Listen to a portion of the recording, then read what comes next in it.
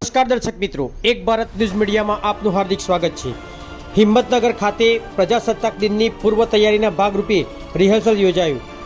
સાબરકાંઠા જિલ્લામાં 26મી જાન્યુઆરી પ્રજાસત્તાક દિનની ઉજવણીની પૂર્વ તૈયારીના ભાગરૂપે જિલ્લા કલેક્ટર શ્રી લલિત નારાયણસિંહ સાંધુની ઉપસ્થિતિમાં રિહર્સલ યોજાયું હતું।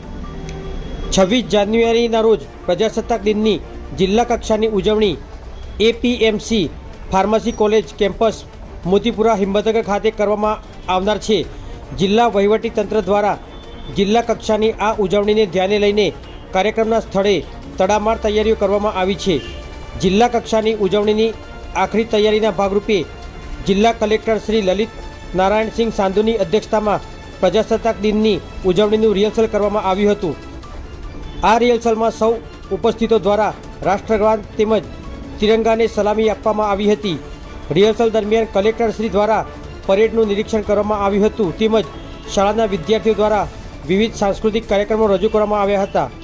આ રિહર્સલમાં જિલ્લા પોલીસ વડા શ્રી ડૉક્ટર પાર્થરાજસિંહ ગોહિલ, નિવાસી અધિક કલેક્ટર શ્રી કૃષ્ણા વાઘેલા, પ્રાંત અધિકારી શ્રી તેમજ વિવિધ અમલીકરણ અધિકારી શ્રી, કર્મચારી શ્રી, શિક્ષકગણ તેમજ વિદ્યાર્થીઓ મોટી સંખ્યામાં ઉપસ્થિત રહ્યા હતા। બ્યુરો રિપોર્ટ વિશાલ ચૌહાણ, સાબરકાંઠા।